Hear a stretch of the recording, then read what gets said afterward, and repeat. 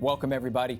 Next week, the United Nations Climate Action Summit will take place in New York City. CBS News has joined several news organizations worldwide in a project that we are loving. It's called Covering Climate Now. Now, we're continuing our coverage right now in the Toyota Green Room with climate scientist Peter Demenocal. He's the Dean of Science at Columbia University, Lamont Doherty. He's with us to talk about how we can all help the planet. And we're also going to be talking about, all the kind of crazy things that we're seeing. One of those, which I think is most interesting, is the fact that we have this, incredible, prolific, rain-producing tropical system, or now remnant tropical low, across Texas. It was Imelda, but it somehow managed to dump 43 inches of rain in a very short period of time. So I think the question is, and of course Harvey, we had in 2017, produced up to 60 inches of rain in parts of Texas. And there have been a couple of other notable big, 1 in 100 or 1 in 1,000 rain events, 1 in 1,000 year rain events along the Gulf Coast, including Louisiana a couple of years ago.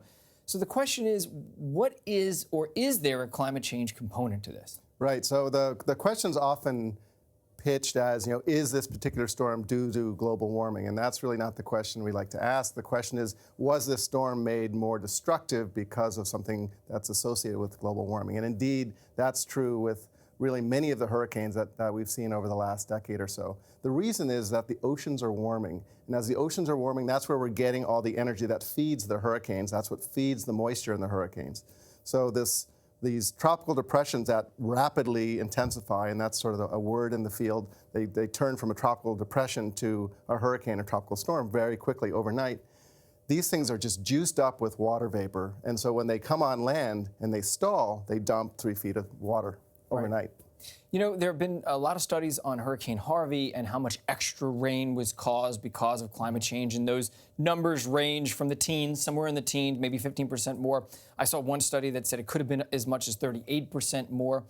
Kerry Emanuel from MIT said that it was biblical in that it was a 1 in 9,000 year possibly flood. Looking at some of the stats in that paper earlier today, rainfall of 35, 40 inches tends to be a 1 in 1,000 year flood, which puts this particular situation at the 1 in 1,000 year mark. But, so essentially a 1% chance would be 1 in 100. So a 1 in 1,000 year storm would be a 0.1% chance in any given year. But we've had 2 in a matter of 2 years or so. So what do you say to that? So this is actually one of the fingerprints of climate change, is that we start seeing these very low probability events becoming more frequent, far more frequent than you expect in what we call the tails of the distribution. So if this is the average of all events, and then you have these kind of rare, really extreme events, they're supposed to be rare and extreme. And what we're seeing is we're getting several of those per year. And what's surprising about it is that, why it matters, is because this is directly impacting people. I mean, this is where people live. They're losing their homes. They're getting this really tremendous flooding in a really rapid period of time. I'll transition to Dorian, because Dorian is also top of mind. Immense, extraordinarily scary. The United States is extremely lucky, Florida in particular, that the storm veered off and moved north. What kind of elements of climate change is involved with these bigger, stronger systems? Right. So one of the things that's been going on in the climate community most recently is that these are really following textbook physics. For people who are following who are not physicists, it's that one of the things that we're seeing with the changing planet is that the oceans are warming, so that's providing more energy. So the storms are getting stronger, they're holding more water, therefore more rainfall. They're getting larger, but then when they come on land, they stall. Right. And this is what's causing the damage. So this is what happened with Dorian, this is what happened with the storm this week, and this is what's happened with Harvey. So what's been happening is that they get juiced up with the warming energy of the oceans, take on lots of rainfall, they come in like gangbusters onto the coast, and then they stall. And that's what causes the immense damage that we see in all 3 of these examples. And the reason for the stalling, we believe, is that the jet stream is weakening a little bit. And so there's the tendency for the jet stream to kind of push away the hurricane and send it back out to the Atlantic, which is what normally happens. That's not happening as much now, and they're stalling. And that stalling is what's causing the damage. So it's essentially more moisture that's being held because of warmer air.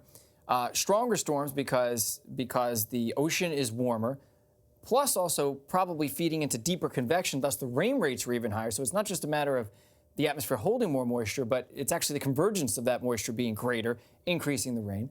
Then stalling, likely because of, in some way, climate change. I know James Cosen's research shows that Atlantic hurricanes are stalling or slowing down by about 16 or 17% or so. And he also surmises it's likely climate change and more intense systems. So it's all of these things combining. So it's this compound effect. It's not just one thing, it's a lot of things at once that make it so bad. Right. So, it's, I think one way to look at it is just that hurricanes have been there for eternity, well before the Industrial Revolution. That's all part of nature. It's not like hurricanes, their presence or absence is due to climate change. It's the nature of the hurricanes are different. And then, of course, people are changing. The urban, the coastal communities are expanding. People are building in places where they shouldn't. Like Houston, which there's nowhere for the water to go. So much of this is infrastructure related too, is that correct? It's completely, yeah. So that's actually one of the biggest dangers is that although a municipality may let you build a beach home on a certain place, the bridge that connects you to that coastal community or the water sources that are coming to there, the piping and all that that's coming there, those are breakpoints, are weak points, weak links. You know, that's what they say in Miami. I had a condo in Miami. I sold it to someone recently. And of course, what I was most worried about wasn't so much the water, it was the anticipation of the water and getting a mortgage or insurance. But they say before the water even becomes a problem, above the ground, it's already a problem, but before it becomes a problem where people can't live there, it could be an issue with septic tanks. That could become an issue before, or even clean drinking water, saltwater intrusion. Those things may come and push the people away before the water itself is actually too much for the people to handle. That's right. I mean, this is maybe an interesting point to segue. So at Columbia, we have this partnership. The Columbia Climate Science Group has a partnership with the business school. And so one of the things we've been doing is bringing the most advanced climate science to the business community, to the private sector. And so one of the results of this partnership has been an investigation into the impacts, the economic impacts of these coastal storms on the real estate value of these coastal communities. And I'm sure you know this, but one of the interesting things for the Florida market, for the Miami market, and for coastal New Jersey and the Hamptons, is that if you and I were fortunate enough to have both $5 million homes right on the beach, we're not even close. At least I know I'm not. I don't know about you. Okay. All right. So if we had this, you and I would be neighbors. We'd have equivalent value homes. But let's just say my home has more what we call fair weather flooding. That is, during a high king tide, my front lawn floods more than yours. Today, in today's market, this is actually analysis of the Zillow data set, in today's market, my house will sell for a 5 to 15% discount relative to yours. That's amazing. It's a lot of money. The cost, the economic cost of climate change is actually in the market now. So you mean that means I can afford that house that's flooding right now? No, I'm kidding. Still not even possible. So I don't want to spend too much more time on this because we want to talk about solutions. Oftentimes people are overwhelmed by all this information. They can feel like that there's nothing they can do. And and I think there's some legitimacy to the fact that, okay, so I stopped using a plastic bottle. That's not really directly related to climate change. But shutting your light off is, but it's such a small thing. So first let's talk about personal responsibility, because that's only a small sliver of the whole pie, because there's corporate responsibility and political responsibility. So what can people do? What are the most effective things that you think they could do to kind of bring about change? Right. So the single most effective thing that the average American can do is reduce their flight, reduce their airtime. That is a huge contributor to one's carbon footprint. And so if one is flying extravagantly, unnecessarily, one should dial that back. Right. And I want to be really careful here because you and I aren't here to tell people how to live their lives. Right. Yeah, exactly. That's not what this is about. It's just, if one wants to look at one's day-to-day life, what can one do? And I think, that's the thing that I do. I try to reduce my own flying as much as I can. I don't take trips to the places I used to travel when I was earlier in my career. Yeah. So that's one of the number one things you can do. But really the most important thing we can do as a community is to put a price on carbon. Really the thing that's going to make a difference is to support candidates that support that action. Putting a price on carbon. So basically just putting a tax on the folks who are manufacturing the fossil fuels, and then that kind of does bleed down to consumers. But the idea behind it is theoretically that extra money goes back in a check. Maybe it's a dividend of some sort back to the population, probably. The British Columbia government has such a program, and they wisely issued the checks before the population voted on it. But it actually is a program that's hugely popular there. And but the main point is really to put a price on carbon so that we realize that we're polluting the atmosphere. Although we can't see carbon dioxide, although we can't smell it, it's not like smog, it's not like ozone pollution.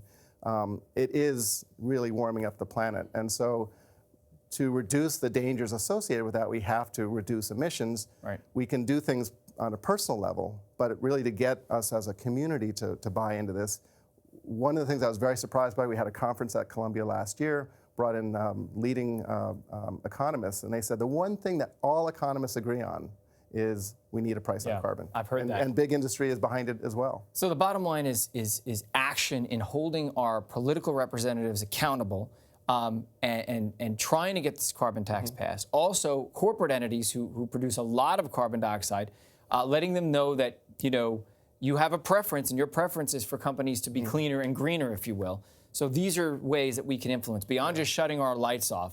But I do think shutting our lights off kind of rubs off on our parents maybe and our sisters and brothers and friends, and eventually you get a Prius.